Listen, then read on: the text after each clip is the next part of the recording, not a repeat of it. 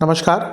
ग्रहों की गोचरीय स्थिति पर रेगुलर वीडियो पाने के लिए साप्ताहिक राशिफल, मासिक राशिफल, त्रैमासिक राशिफल और ग्रहों के बाकी गोचर पर भी रेगुलर अपडेट्स पाने के लिए, जिसके हिसाब से आप अपने जीवन में थोड़ी गाइडेंस प्राप्त कर सकें, इसके लिए मेरे चैनल को अवश्य सब्सक्राइब करें। जिन लोगों ने सब्सक्राइब कर रखा है वो ऑल ये जो नोटिफिकेशन सेटिंग होती है इसको क्लिक करें, क्योंकि कभी कभी कुछ लोग बोलते हैं उनको नोटिफिकेशन नहीं मिलती। आशा करता हूँ चैनल को सब्सक्राइब करेंगे और रेगुलर वीडियोस अवश्य आप देखेंगे। नमस्कार। ओम गणेशाय नमः। ओम नमः शिवाय। मैं निखिल ज्योतिष आचार्य आप सभी का मेरे चैनल पर पुनः स्वागत करता हूँ। आशा करता हूँ कि आप सभी स्वस्थ होंगे। महादेव की कृपा आप सभी पर सदैव बनी रहे। ये वीडियो मेष यानी कि एरीज के लिए बहुत विशेष है, क्योंकि वीडियो है 26 जनवरी से 1 फरवरी 2026 के साप्ताहिक राशिफल के बारे में। कैसा रहेगा आने वाला सप्ताह मेष के लिए। नए दर्शकों के लिए बता दूं कि जो मेरा साप्ताहिक राशिफल होता है वो प्रमुखतः चंद्रमा और उनकी गति पर आधारित होता है। चंद्रमा एक बहुत विशेष ग्रह है, बहुत विशेषता है चंद्रमा के लिए। जब हम साप्ताहिक राशिफल की बात कर रहे हैं तो पहला तो उनकी तेज गति, फिर उनका मन का कारक होना और फिर उनकी क्वालिटी कि वह जिस भी भाव, राशि, ग्रह आदि के साथ संबंध संपर्क कायम करते हैं उनको बहुत एक्टिवेट कर देते हैं। इन्हीं सब कारणों से चंद्रमा का जो गोचर होता है वो बहुत विशेष बन जाता है। चंद्रमा के गोचर के कारण हमारे मन, मस्तिष्क, विचार, स्वभाव, सोचने के तौर तरीके, दृष्टिकोण, हर चीज़ पर इम्पैक्ट पड़ता है और उसको समझने के लिए साप्ताहिक राशिफल अति विशेष होता है। इस अनिश्चिततापूर्ण जीवन में, अंधकारमय जीवन में ज्योतिष एक मात्र विद्या है जो हमें थोड़ा रास्ता दिखा सकती है, सहारा दे सकती है। भले ही राशिफल सामान्य आधार पर दिए जाएं, लेकिन एक जनरल गाइडेंस के लिए बहुत उपयोगी होते हैं। यदि आपकी लग्न राशि या चंद्र राशि मेष है, दोनों ही गाइडेंस के लिए इस राशिफल को देख सकते हैं। जहाँ से सूट और रेट ज़्यादा करता है वहाँ से देखिए। व्यक्तिगत तौर पे मेरा मानना है लग्न से देखेंगे तो अच्छा, इनके नहीं पता है तो चंद्र राशि से भी इसको देख सकते हैं। शुरू करते हैं। चंद्रमा आपके लग्न भाव में आकर बैठ जाएंगे, क्या कहिए ऑलरेडी यहीं पर होंगे आपके लग्न भाव में 26 तारीख को, और 27 तारीख शाम के 5 बजे तक यहीं पर रहेंगे। चंद्रमा का लग्न भाव में आना एक प्रकार से अच्छा ही माना जाता है। केंद्र के स्वामी है, लग्न में आ गए तो राजयोग बनता ही है, और यहाँ पर खुद लग्नेश की दृष्टि है जो उच्च के हैं।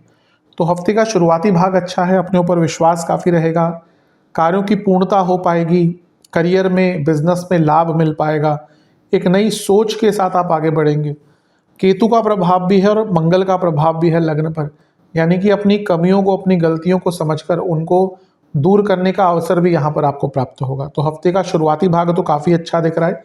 बस जब भी चंद्रमा लग्न में और मेष में हो, यानी कि आपके लिए हो सकता है वो, तो जल्दबाजी से बचिएगा, क्योंकि चंद्रमा खुद एक गतिमान ग्रह है। सबसे तेज राशि अगर कोई ग्रह बदलता है तो चंद्रमा ही है, और मेष भी इस प्रकार का ही व्यक्तित्व है मेष राशि का भी, जल्दबाजी। तो थोड़ा जल्दबाजी से बचिएगा, अदरवाइज ये टाइम बहुत अच्छा है। जैसे मैंने कहा, मंगल और केतु दोनों का देखना, ये गलतियों को सुधारने का मौका और कुछ नया सीखने का, कोई स्किल डेवलपमेंट का मौका भी आपको दे सकते हैं। नवांश कुंडली बता रही है कि विश्वास से परिपूर्ण रहेंगे। दशांश कुंडली कार्यक्षेत्र में कुछ लाभ, इवन प्रमोशन के योग बनते हैं अगर यहाँ पे आपके ऑफिस में वो बातचीत चल रही है तो। बिजनेस में बस यही कहूँगा कि पर्सनल लाइफ को बिजनेस पर हावी मत होने दीजिए जो हो रहा है। लव लाइफ, कनेक्शन और कम्युनिकेशन दोनों में ही थोड़ी दिक्कत है, ठीक कीजिए, ये टाइम अच्छा है। वैवाहिक जीवन, फ्रेंडली एटमॉस्फेयर रखिएगा, एक दूसरे के प्रतिद्वंदी नहीं है, एक दूसरे के दुश्मन नहीं है, एक दूसरे से मैत्रिक भाव रखिए। जहाँ तक स्टूडेंट्स की बात है, आप थोड़ा सा दूसरों पर से ध्यान हटाकर अपने ऊपर ध्यान लगाइए। सेहत के दृष्टिकोण से कफ की प्रॉब्लम, बीपी की प्रॉब्लम, पेट के रोग, सर्वाष्टक में आपका अष्टम बली है, जल्दबाजी से बचे, फिर से कहूँगा, क्योंकि लग्न में चंद्रमा अष्टम बली, तो जल्दबाजी से बचना होगा। 27 जनवरी शाम के 5 बजे चंद्रमा आ जाएंगे आपके धन स्थान में, यानी कि वृषभ में, और 29 जनवरी शाम के 7 तक यहीं पर रहेंगे। चंद्रमा का धन स्थान में आना ही बहुत अच्छा होता है, और यहाँ पे तो वो उच्च की अवस्था के हैं और चौथे घर के स्वामी। कोई भी ग्रह अगर उच्च का होता है तो ऐसा नहीं कि वो सब अच्छा हो जाता है, बट वो कंफर्टेबल होता है। यही फर्क होता है। नीच का ग्रह अनकंफर्टेबल होता है, लेकिन वही नीच का ग्रह व्यक्ति को अपने कंफर्ट जोन से ज़्यादा बाहर लेकर जाता है।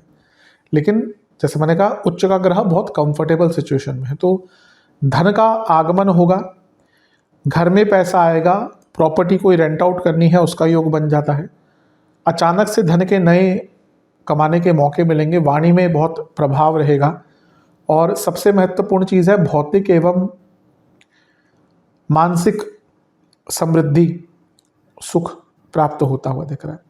घर में भी किसी को बहुत बड़ा लाभ यहाँ पर हो सकता है। ध्यान ये देना है कि चंद्रमा पर शनि की दृष्टि है तो विषदोष बन रहा है। प्रोफेशनल लाइफ में आपकी वाणी पर बहुत नियंत्रण रहेगा, लेकिन पर्सनल लाइफ में यही नियंत्रण थोड़ा सा खो जाएगा, तो इस पर बहुत विचार कीजिएगा। पैसा बहुत आएगा, लेकिन क्योंकि 12वें घर से शनि का प्रभाव है तो खर्चा भी होगा। अचानक से कहीं पर पैसे लगाने के इरादे मत बनाइएगा।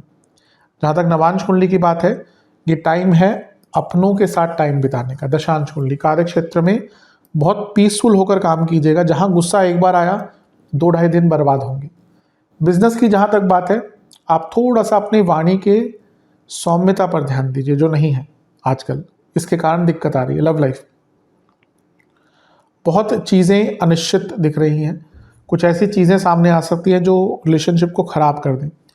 जहाँ तक वैवाहिक जीवन की बात है, स्टेबिलिटी पर काम कीजिए। 2 दिन अच्छे जाते हैं और 10 दिन खराब, ये कोई रिलेशनशिप नहीं हुआ। स्टूडेंट्स बहुत शॉर्टकट्स मार रहे हैं, ये चीज़ें आगे चलकर आपको ही दिक्कत देगी। सेहत की जहाँ तक बात है, ENT की प्रॉब्लम, नसों की प्रॉब्लम, पैरों के रोग और फूड डिसऑर्डर्स। सर्वाष्टक में आपका अष्टम भावी बली है, बड़े धन की प्राप्ति यहाँ पर दिख रही है। 29 जनवरी शाम के 7 बजे चंद्रमा आ जाएंगे आपके मिथुन में, यानी कि जमिनाय में, और 31 जनवरी रात के 8 बजे तक यहीं पर रहेंगे। चंद्रमा का तीसरे घर में आना एक प्रकार से अच्छा माना जाता है। उपचय भाव है और यहाँ पे वो खुद भाग्येश के साथ बैठे हैं और यहाँ से भाग्य स्थान को देख रहे हैं, तो कर्म और भाग्य योग बना। हाँ, गुरु वक्री हैं तो थोड़ी मंदता आती है, लेकिन जीवन में जो अटक रही थी चीज़ें, उनको ठीक करने का प्रयास अगर आप करेंगे तो आपको सफलता मिलेगी। राहु का प्रभाव भी है, गुरु का प्रभाव भी है। एक नई सोच, एक नया दृष्टिकोण अवश्य आएगा।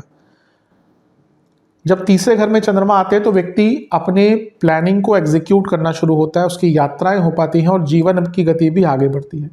तो जो योग है आपका बहुत अच्छा बन रहा है। राहु गुरु एक प्रकार से एक्सपेंशन का आपको मौका देंगे, क्योंकि गुरु खुद चौथे घर के स्वामी और चौथे से 12वें में बैठे हैं, तो ये प्रॉपर्टी बेचने का भी बहुत अच्छा योग बन जाता है। नवांश कुंडली बता रही है कि सब ठीक है, लेकिन थोड़ा अपने ऊपर भी ध्यान देना शुरू कर दीजिए। दशांश कुंडली, कार्य क्षेत्र में आपको अपनी स्किल्स पर भरोसा दिखाना पड़ेगा, अपने ऊपर भरोसा दिखाना पड़ेगा। जहाँ तक बिजनेस की बात है, बहुत अच्छा टाइम है, लेकिन एक अच्छा एटमॉस्फेयर बनाकर रखिएगा। लव लाइफ, आपको अपने पार्टनर से या कहिए उनके मन मस्तिष्क को समझना पड़ेगा, जो अभी नहीं कर पा रहे। वैवाहिक जीवन, मन बहुत भटकेगा। अपने लाइफ पार्टनर को एक ऑप्शन मत मानिए। अगर जीवन को सुचारू रूप से चलाना है तो उनको अपने जीवन का हिस्सा मानिए। स्टूडेंट्स, पार्टनरशिप पर ध्यान दीजिए, यानी कि अच्छी संगत, अच्छे लोग, अच्छे बच्चे, उनके साथ बैठकर अच्छे बच्चों की तरह पढ़िए ताकि फ़ायदा मिले, क्योंकि अभी दिख रहा है कि आपकी संगत उतनी अच्छी नहीं है जितनी होनी चाहिए। सेहत के दृष्टिकोण से गले की प्रॉब्लम, कफ प्रॉब्लम, गॉल ब्लैडर की प्रॉब्लम अगर है तो दिक्कत बढ़ेगी। सर्वाष्टक में फिर से अष्टम भाव बली है, कुछ नया शुरू करने का मौका मिलेगा। 31 जनवरी शाम के 8 बजे चंद्रमा आ जाएंगे आपके चौथे भाव में, यानी कि कर्क में, और सप्ताह के अंत तक यहीं पर रहेंगे। चंद्रमा का चौथे घर में आना एक प्रकार से मिश्रित माना जाता है। वैसे कारको भावना शायद दोष लगता है, लेकिन यहाँ पे क्योंकि स्वराशि के हैं तो दोष थोड़ा कम हो जाता है। लेकिन यहाँ पर बहुत ग्रहों की दृष्टि है, मंगल, शुक्र, सूर्य और बुध जो वक्री हैं। चंद्रमंगल योग बन रहा है, बहुत अच्छा है धन के लिए। फिर से करियर में या जीवन में कोई रिकॉग्निशन मिलेगी। शुक्र क्योंकि धनेश भी है, सप्तमेश भी है, बिजनेस में धन का लाभ या बिजनेस में या ओवरऑल धन का लाभ होगा।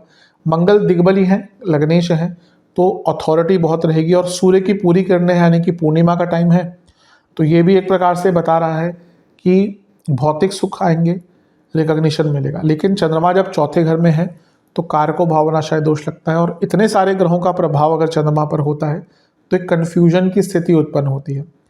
तो कन्फ्यूजन बहुत रहेगी, मन में विकार बहुत रहेंगे, विचार बहुत रहेंगे, एक चीज़ पर फोकस नहीं कर पाएंगे। मंगल के प्रभाव के कारण गुस्सा, शुक्र के कारण थोड़ी ईर्ष्या और सूर्य के कारण भी उग्रता और ईगो आ सकता है। लेकिन प्रॉब्लम ये ग्रह देंगे, यानी कि बुध।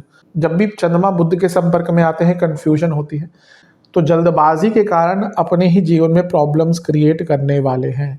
अन्यथा कोई बुरा टाइम नहीं है। नवांश कुंडली बता रही है कि काफ़ी उतार चढ़ाव भरा रहेगा ये 2-2.5 दिन का समय।